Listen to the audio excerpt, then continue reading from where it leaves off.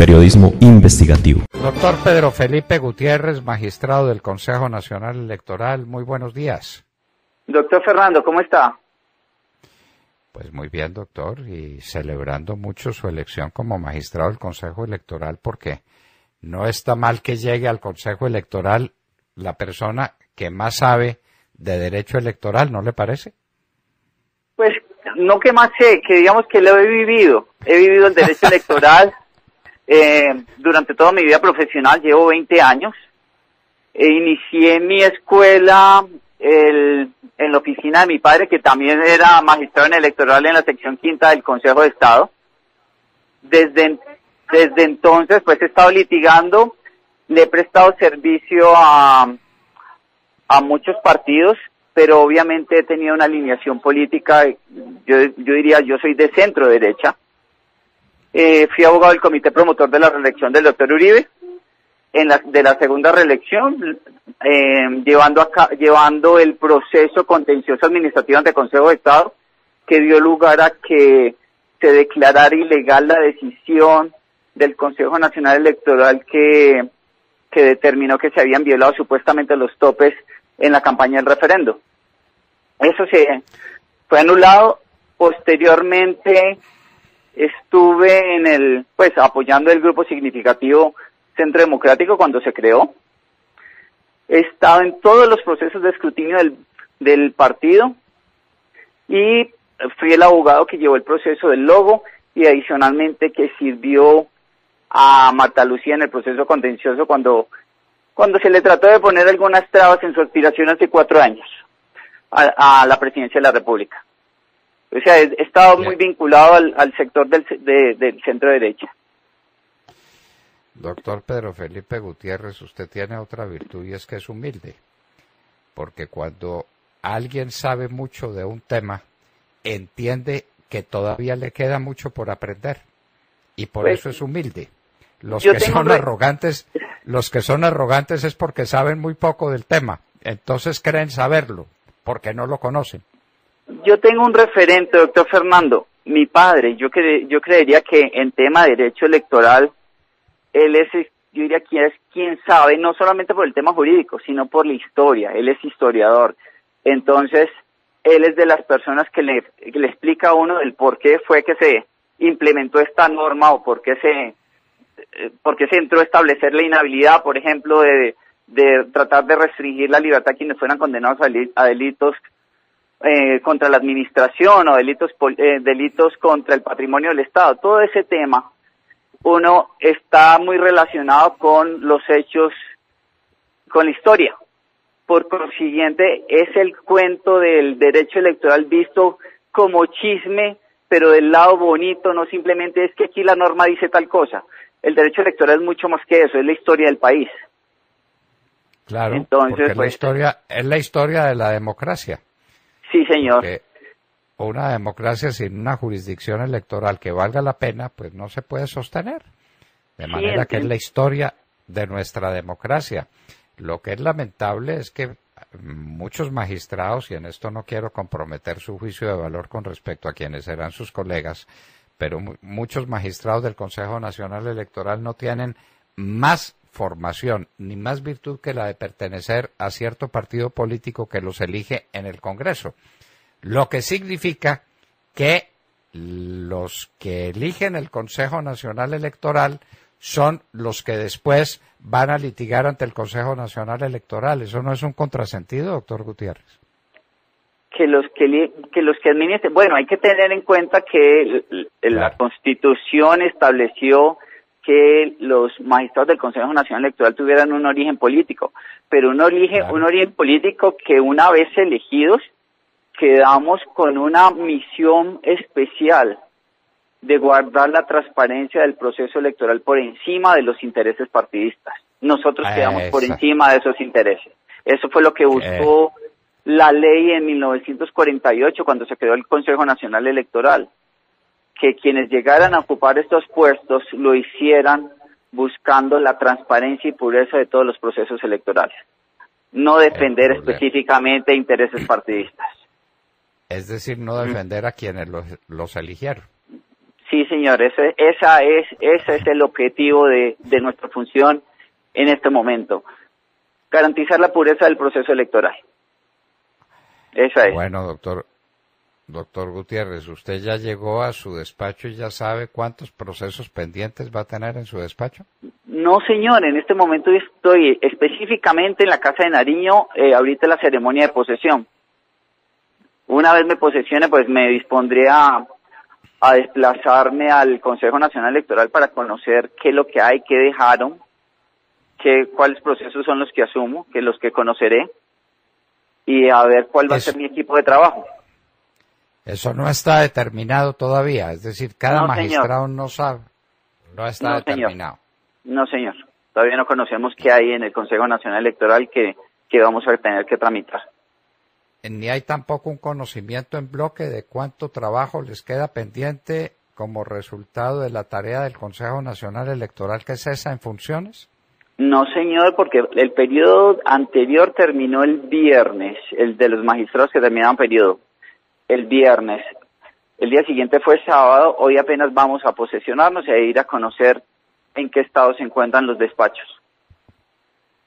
Eso es, y supongo habrá una reunión en la que se determinará si nos repartimos los procesos que están pendientes o si habrá algunos magistrados que asumirán el conocimiento de la gran mayoría. No sé cómo será esa reunión, pues me imagino que eso ya lo determinaremos nosotros en una sala. Correcto. Pero todavía no hay nada definido.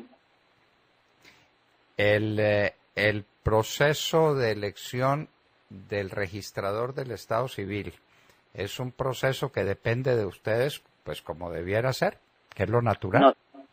No, señor, eso era antes. Antes el Consejo Nacional Electoral elegía registrador. Incluso yo le cuento una anécdota. Mi primera demanda electoral fue cuando yo terminé carrera, fue contra el registrador de entonces, Calderón Brujés, que fue elegido por el Consejo Nacional Electoral en la que él era parte integrante, o sea, él participó en su propia elección.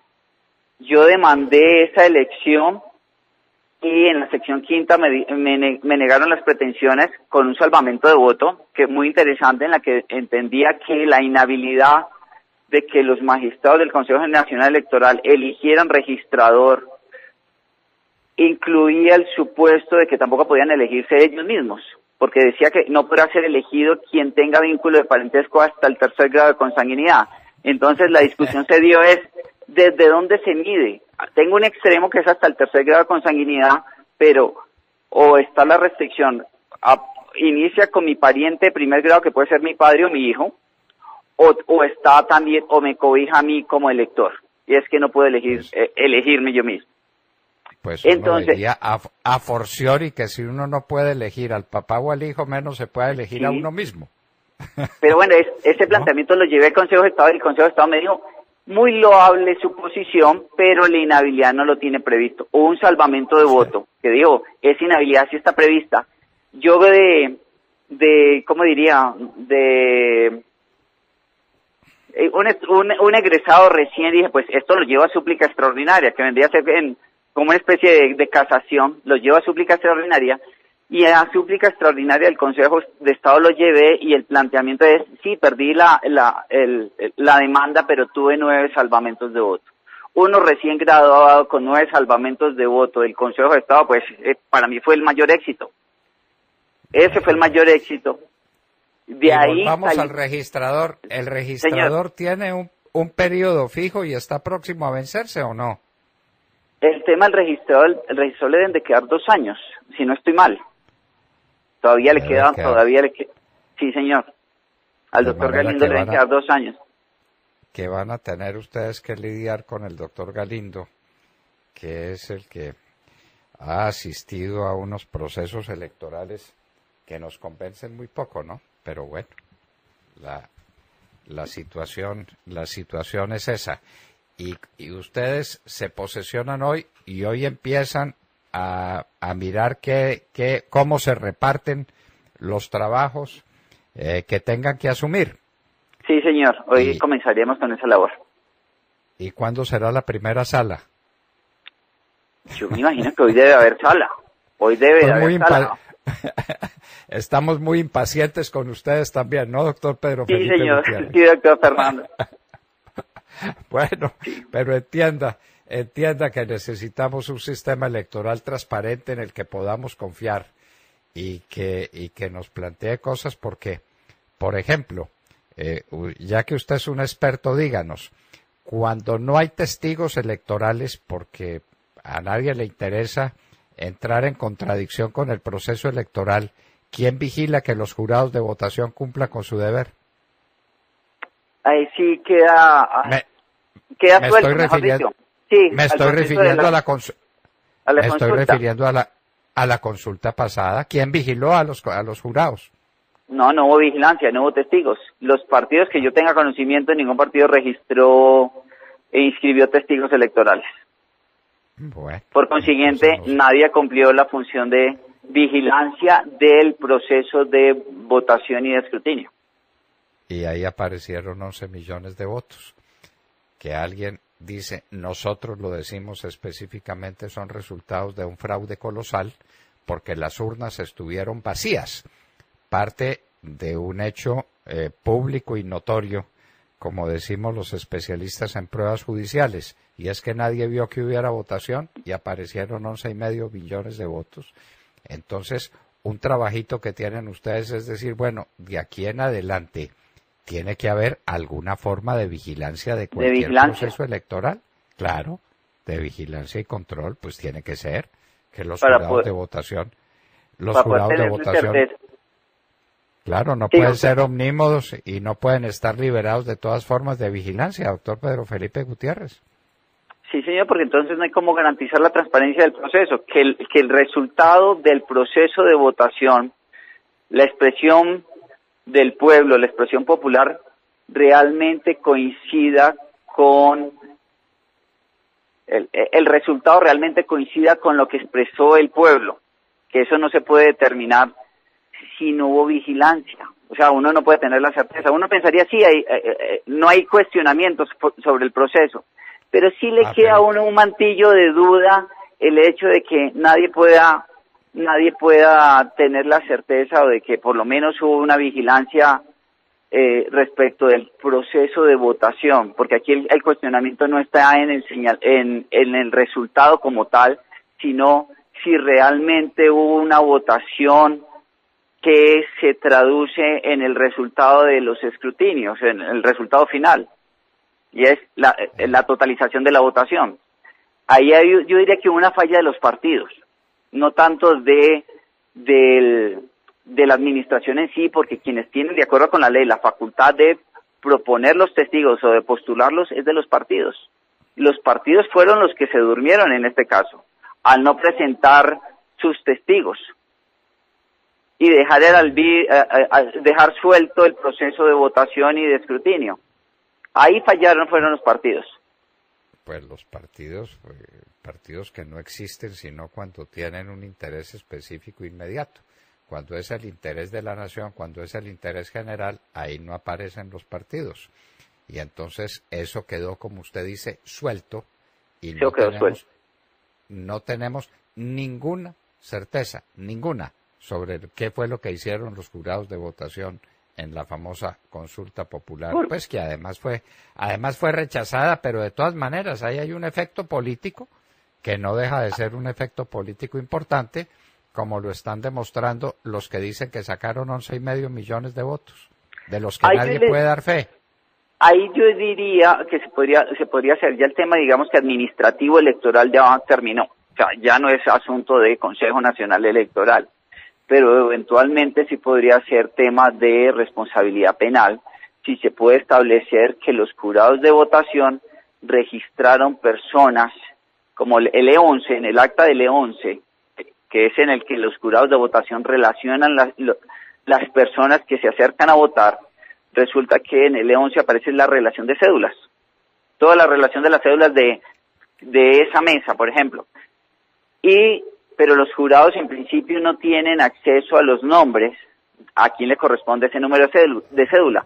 Si uno puede establecer que a la cédula número 555 aparece sumando Gonzalo Pérez, por ejemplo, y que esa cédula no corresponde a Gonzalo Pérez, sino que pertenece a Pedro Felipe Gutiérrez, pues yo digo, aquí ya hay una irregularidad de la que puedo desprender, o fue que hubo suplantación, o que los jurados de votación llenaron documentación electoral fraudulentamente.